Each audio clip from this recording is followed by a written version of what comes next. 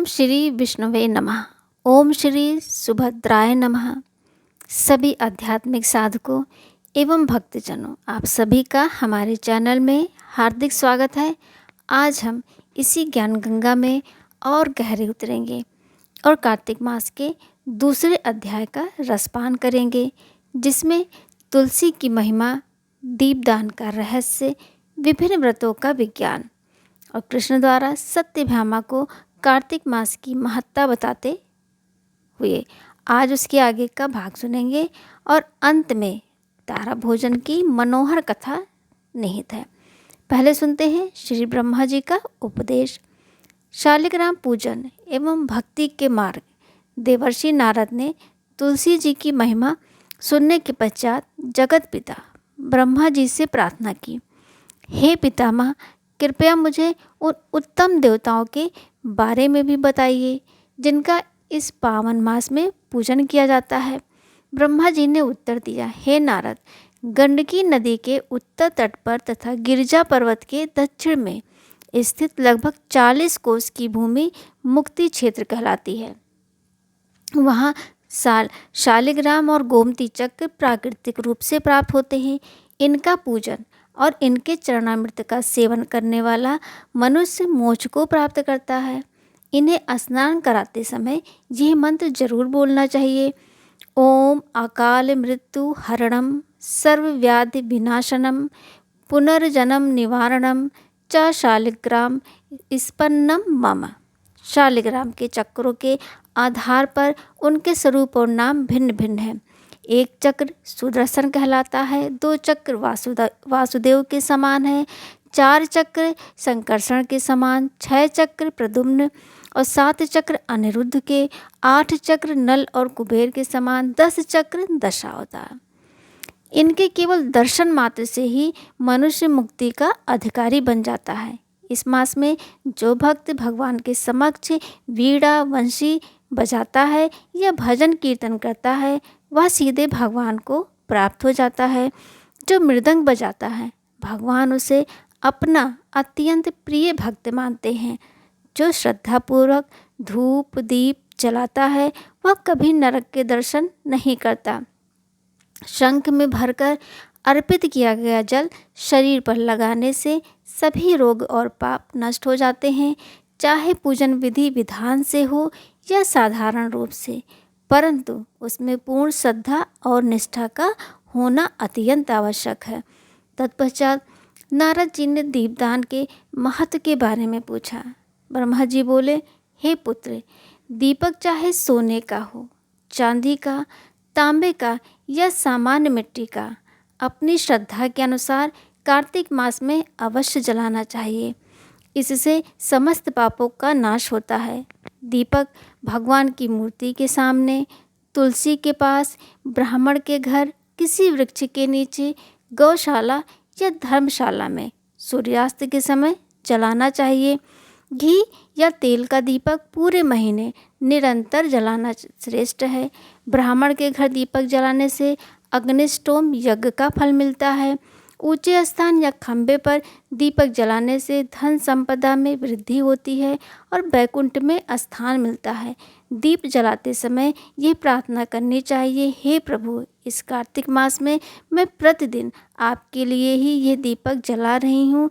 इस मास में मथुरा, प्रयाग, वाराणसी और हरिद्वार में स्नान दान का विशेष महत्व है।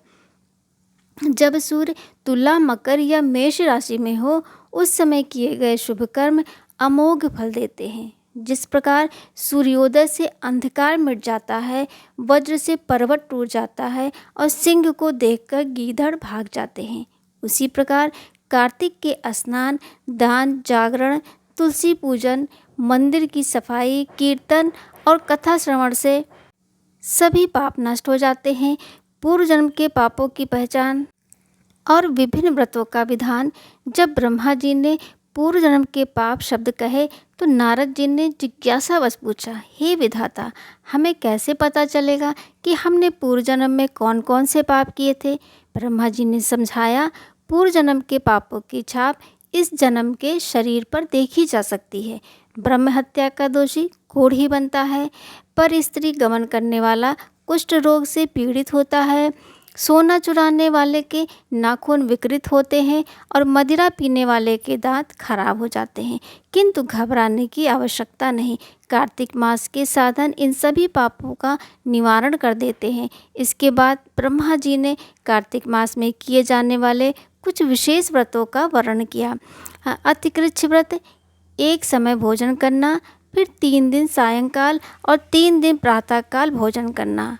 और कृच्छातिकृच्छ व्रत, 21 दिन तक केवल दूध या पानी पर निर्भर रहना। पूरक व्रत, 12 दिन तक लगातार उपवास रखना। सौम्य कृच्छ व्रत, 4 दिन उपवास के बाद सत्तू खाना या छाछ पीना और फिर ब्राह्मण को दक्षिणा देना। पितृकृच्छ व्रत, घी का सेवन करके एकादशी को उपवास रखना। यह व्रत करने वाला वैकुंठ लोक पाता है। लक्ष्मी व्रत, कार्तिक शुक्ल सप्तमी से दशमी तक जल कुंभ खाकर एकादशी का व्रत रखना। इससे लक्ष्मी जी की विशेष कृपा बनी रहती है। चंद्रायण व्रत, कृष्ण पक्ष की प्रतिपदा को 5 ग्राम भोजन करके प्रतिदिन 1-1 ग्रास बढ़ाते हुए पक्ष के अंत तक 240 ग्रास पूरे करना।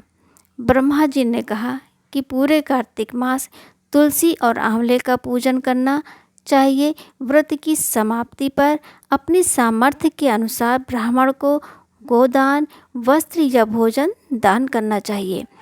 ऐसा करने वाला भक्त इस लोक के सभी सुख भोग कर अंत में मोक्ष को प्राप्त करता है। अब आइए सुनते हैं तारा भोजन की शिक्षाप्रद पौराणिक कथा। कार्तिक मास के महत्व के इस अध्याय का समापन एक लोकप्रिय और शिक्षाप्रद कथा से होता है, जिसे तारा भोजन की कथा के नाम से जाना जाता है। प्राचीन समय में एक नगर में एक साहूकार रहता था। उसकी बहू का नाम तारा था। तारा कार्तिक मास का बहुत श्रद्धापूर्वक पालन करती थी। वह प्रतिदिन एक ही समय भोजन करती, कार्तिक स्नान करती, तुलसी पूजन करती और सबसे महत्वपूर्ण, शाम को भोजन से पहले कार्तिक मास की कथा अवश्य सुनाती। जब तक कोई उसे कथा नहीं सुन लेता, वह अन्न जल ग्रहण नहीं करती थी। एक दिन उसने अपनी सास से कथा सुनने का अनुरोध किया। सास ने व्यस्तता के कारण बहाना बनाते हुए कहा, अभी मुझे पूजा करनी है। तारा ने फिर अपनी जेठानी से पूछा। जेठानी बोली, मुझे तो अभी भोजन बनाना है। देवरानी ने कहा, मुझे बच्चों को संभालना है। और ननद ने कहा, मेरे ससुराल से बुलावा आया है, मुझे जल्दी है। निराश होकर तारा अपने पति के पास गई, परंतु पति ने भी व्यापार की व्यस्तता का हवाला देकर मना कर दिया। तारा की इस निष्ठा और एकाग्र भक्ति से प्रसन्न होकर भगवान विष्णु ने स्वर्ग से एक दिव्य विमान उसके घर भेजा। विमान को आता देखकर अब सास, जेठानी, देवरानी, ननद और पति सभी उसके साथ चलने के लिए दौड़े, किंतु तारा ने सबको उनके ही बहाने देकर मना कर दिया। सास से कहा, आपको तो पूजा करनी थी, आप पूजा करिए। जेठानी से कहा, आपका खाना बनाना बाकी है। देवरानी से कहा, आप अपने बच्चों का ध्यान रखिए। ननद से कहा, आप ससुराल जाने की तैयारी करिए। पति से कहा, आपको तो व्यापार देखना है, आप व्यापार संभालिए। अंत में उसकी पड़ोसन आई और बोली, बहन, क्या मैं तुम्हारे साथ चल सकती हूँ? तारा ने सहर्ष स्वीकार कर लिया, क्योंकि पूरे महीने केवल उसी पड़ोसन ने उसकी कथाएं ध्यान से सुनी थी। दोनों विमान में बैठकर स्वर्ग की ओर चल पड़ी। रास्ते में तारा के मन में एक क्षणिक अहंकार आ गया। वह सोचने लगी, मैंने तो पूरे कार्तिक मास कठिन व्रत, स्नान और पूजा किया, इसीलिए मुझे स्वर्ग मिल रहा है। लेकिन यह पड़ोसन तो केवल कथा सुनकर ही मेरे साथ स्वर्ग जा रही है। उसके मन के इस अहंकार को भांपते हुए भगवान ने तुरंत ही विमान को रोक दिया और तारा को नीचे धरती पर गिरा दिया। तारा हतप्रभ रह गई और रोते हुए पूछने लगी, हे प्रभु, मेरा क्या अपराध है? भगवान बोले, हे तारा, तुझे अपने कर्मों पर अभिमान हो गया था। भक्ति में अहंकार सबसे बड़ा शत्रु है। अतः तू अगले 3 वर्षों तक पुनः इसी प्रकार श्रद्धापूर्वक तारा भोजन का व्रत करेगी, तभी तुझे स्वर्ग की प्राप्ति होगी। इस प्रकार यह कथा हमें 2 महत्वपूर्ण शिक्षाएं देती है। भक्ति में निष्ठा का महत्व।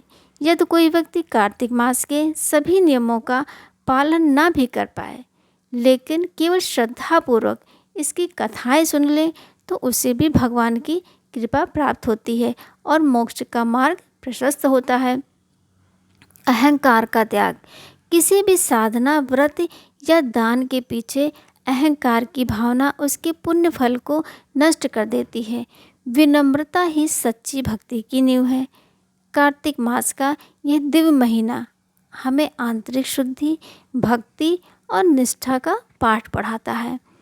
शालिग्राम पूजन से लेकर दीपदान तक और विभिन्न व्रतों से लेकर तारा भोजन की कथा तक हर एक क्रिया हमें जीवन के उच्च आदर्शों की ओर ले जाती है।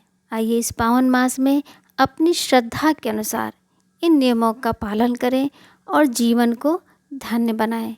मेरे प्रिय भक्तों और आध्यात्मिक साथियों, आज का ये अध्याय और तारा भोजन की कथा केवल ज्ञान बांटने का माध्यम नहीं है, बल्कि मेरे हृदय से आप तक एक विनम्र प्रार्थना है।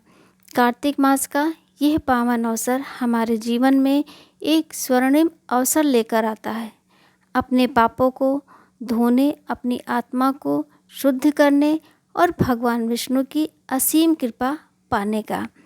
हम सभी जीवन की भाग दौड़ में इतने व्यस्त हो गए हैं कि ऐसे दिव्य अवसर हमारी अंगुलियों से फिसल जाते हैं, परंतु तारा भोजन की कथा हमें सिखाती है कि थोड़ी सी भी श्रद्धा, एक छोटा सा भी व्रत या केवल इन पावन कथाओं को सुन लेने मात्र से भी प्रभु की दृष्टि हम पर पड़ती है।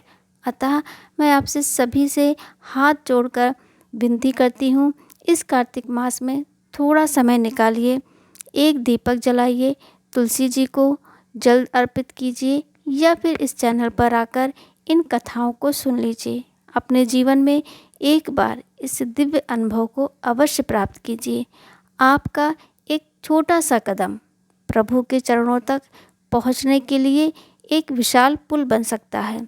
आप सबके सहयोग और प्रेम से ही ये सत्संग का कार्य चल रहा है। इस माध्यम से बनने वाला ये आध्यात्मिक परिवार ही मेरी सबसे बड़ी प्रेरणा है। कृपया इस संदेश को अधिक से अधिक लोगों तक पहुंचाएं, ताकि हर कोई इस पुण्य का भागीदार बन सके। विष्णु भगवान आप सब पर अपनी कृपा बनाए रखें। आप सबका बहुत बहुत धन्यवाद। तब तक के लिए जय श्री कृष्णा दोस्तों।